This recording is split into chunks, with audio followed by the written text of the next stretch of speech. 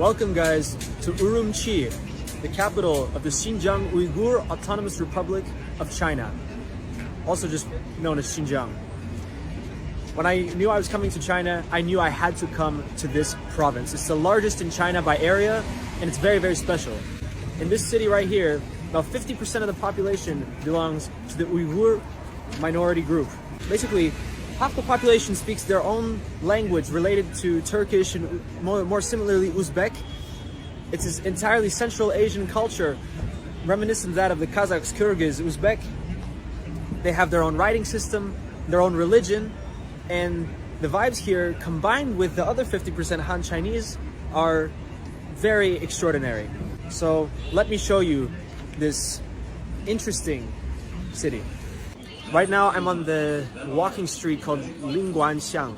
I was told by the hotel receptionist that I could find some good food here, which I'm very excited to try. Uyghur cuisine is very, very unique.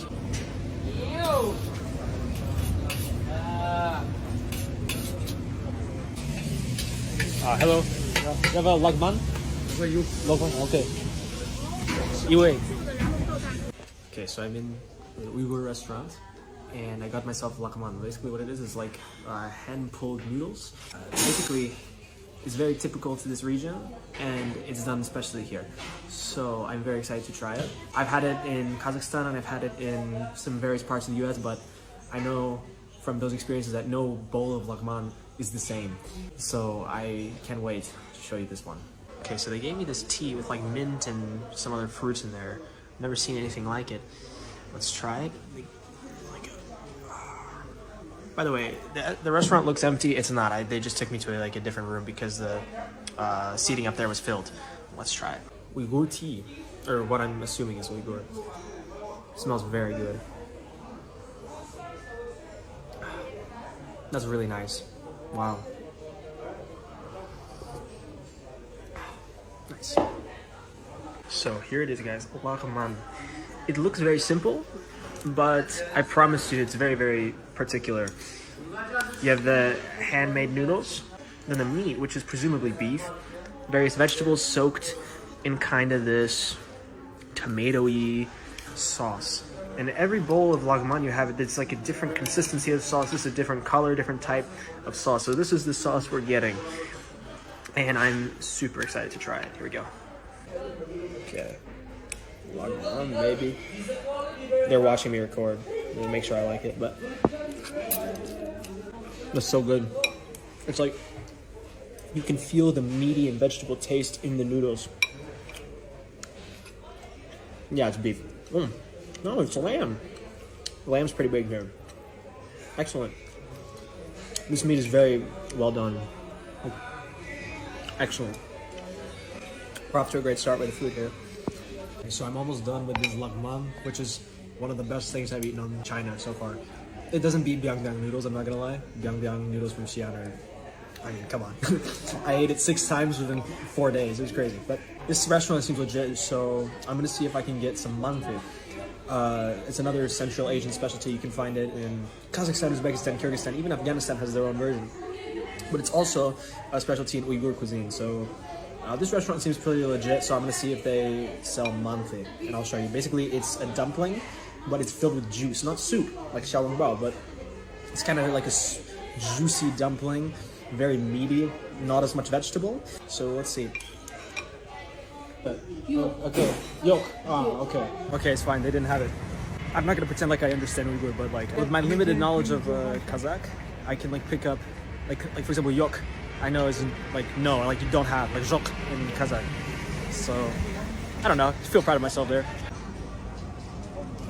They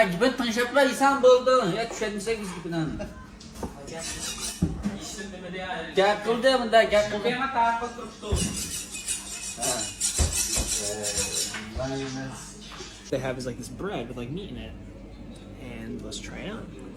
I forgot what it's called. That's really good. It's nice and hot.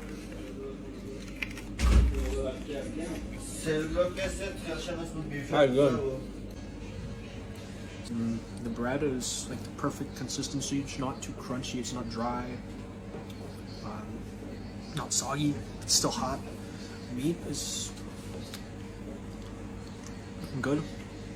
No complaints. It's just I think this is supposed to be for like 3 or 4 people. Like you share it as an appetizer, and I got one whole thing. So I'll just take it home with me. I got a bag to take this half-eaten bread thing with me home. So now let's go for a walk. So here, guys, is the Uyghur script.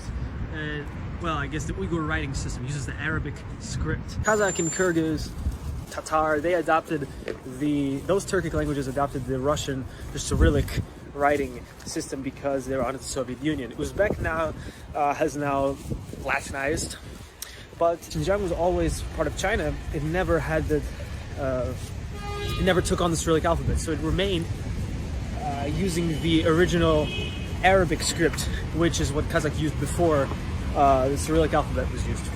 Anyway, it's pretty cool to be in China and see the Chinese writing and Arabic writing too. It's a really interesting mix. See, this building right here is a hotel. Sorry for the bus in the way. It says Tian Shan Star Hotel, but we don't know how many stars. My first impression of the city is that I like it. It's not the greenest, pretty gray, but I mean, what can you expect? The city's kind of in the middle of nowhere. And it's industrial, it happens, but it doesn't feel soulless. I don't know. I can't exactly put into words. But I think just knowing how this is the epicenter of many different cultures, not just Chinese and Uyghur, but there are many other minorities that come from all over China and other Central Asian countries. You see architecture like that building back there, you know, kind of like that Muslim style architecture. So it adds a bit of depth, which I like. It goes a long way. There's a mosque over there.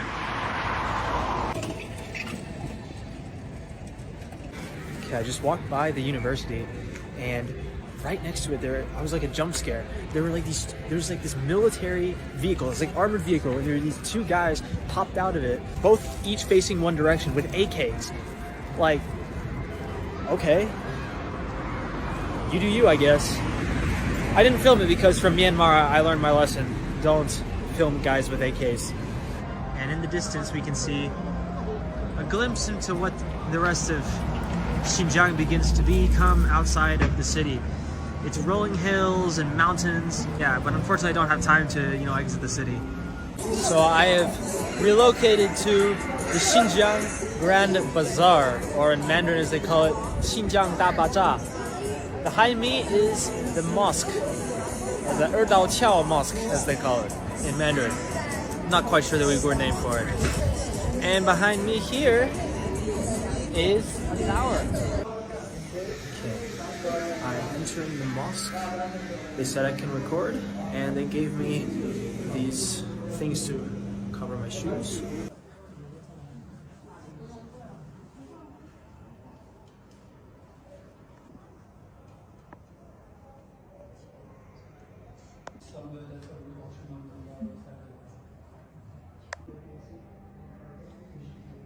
I'm always happy to enter a mosque, find them fascinating, and I love the architecture. So, especially in China, it's not a place you think there being mosques. Of course they have them. Okay, so I just went up that floor up there. I took the stairs up there. That was a mosque. But I guess in the same building, I'm entering the bazaar now. Let's check it out. Hi. 没有印象真大，我操！所以呢，就先看看那天上，哎呦，这。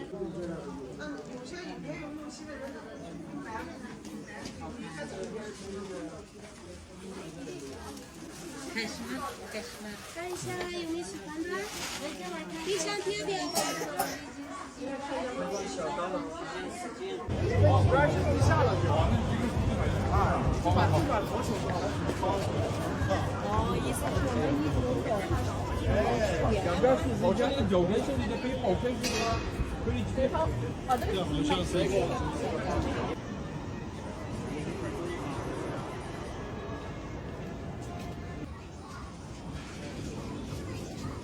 We got some stuff here, like carvings. I'm predicting probably some traditional folk tale of Uyghurs.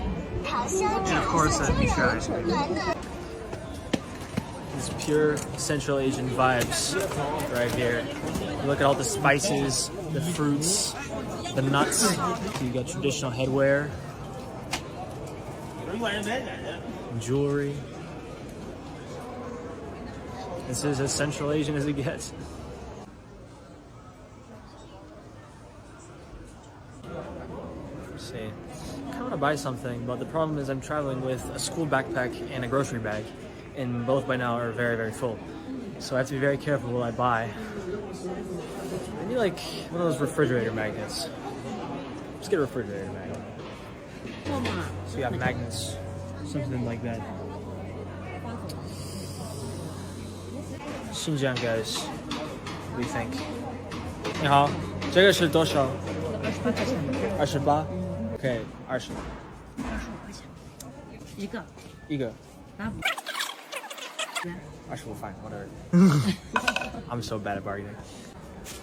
Okay, I got a magnet for $3. I'm still terrible at bargaining. It's sad, I should get better. But, okay, at least I bought something. That makes me feel like I accomplished something. Let's see if we can get some food.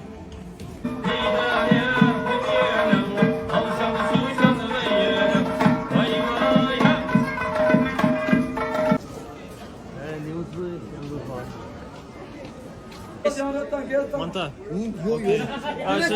是什么肉的？羊肉的。羊肉的，好好。Okay.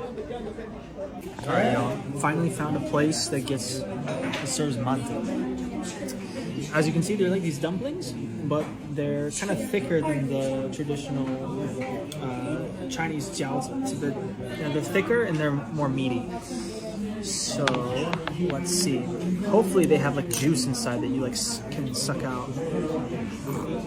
Yep.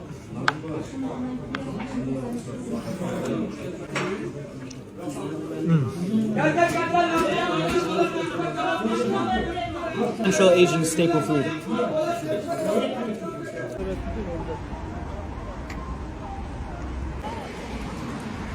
I have found a grand total of 2 other Western tourists in Urumqi in the span of 3 days.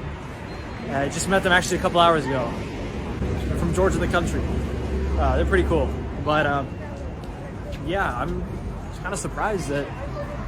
Obviously, I knew that Xinjiang wouldn't be huge for tourism, but from Western countries. But man, the only one. I'm sure there are some. So they just hadn't come across them yet. Haven't crossed paths. But very, very few other Western tourists, which sort of makes sense. I mean, this is kind of in the middle of nowhere. I found a park called Yan'an Park on Yan'an Street. Can I say it's a chill park? You got like ping pong tables back there, playground over there. I don't know if it's in camera. Chill. I would say China does good parks. China is good at making parks. Very peaceful.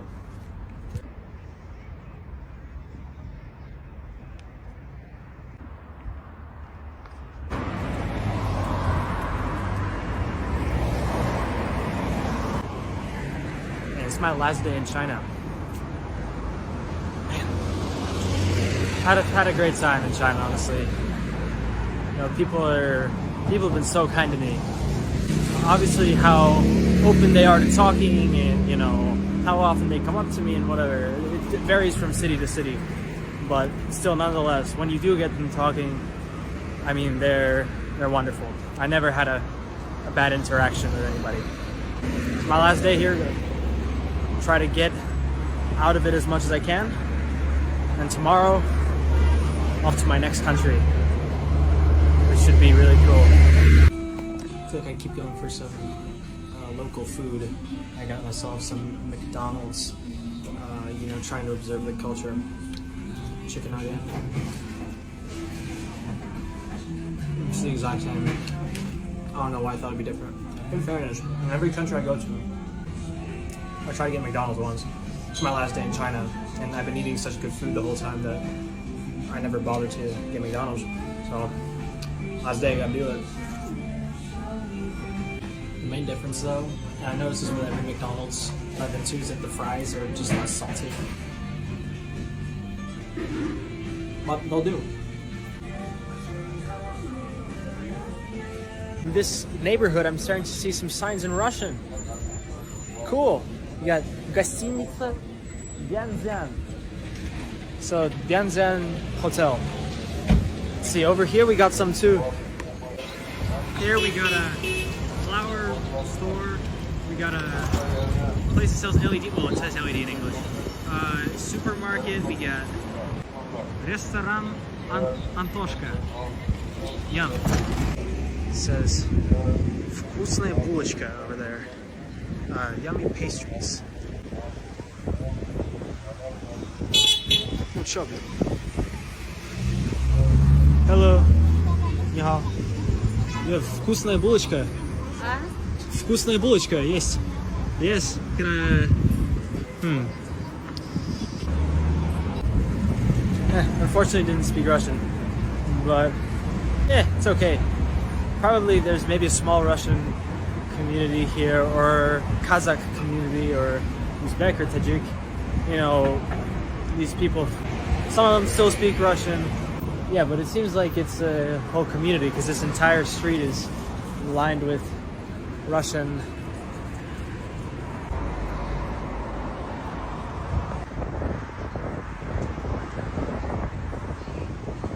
Here it says Xinjiang Islam Jiao Jing or Jiao Qing Xue Yuan. So it's a school of Islam, I think. Cool. Check it out. I think it's a mosque. It looks like one. It looks pretty closed. I'd like to check it out, but I don't think that's happening. Huh. Right now I'm in the Urumqi airport and about to go on a 2-hour flight to my next country. My 3 weeks, maybe 4 weeks in China finally come to an end. I enjoyed it here. China surprised me with how efficient and clean and pleasant it was, really. The people were so nice. A lot of my friends told me, oh, you're going to China. People are gonna give you a hard time for being American. No, they don't. They ask you where you're from. If you're white, you speak Chinese like a little bit. It doesn't matter where you're from. Even if you don't speak Chinese, people will just treat you like a normal human being. So I really appreciated my time here. I would absolutely come back. I recommend China to everybody. Yeah. Urumqi was really a cool place to be. I would recommend that too, but if you only have a short time in China, maybe stick with, you know, Chongqing, Chengdu, Xi'an. Saw some really interesting culture, had some great food. Can't complain. Anyways, thank you so much for watching this far. If you want to support my channel, dropping a like, sharing, subscribing, it means a lot to me, and it tells the YouTube algorithm to show my videos to more people. So thank you so much for watching, and I'll see you next time.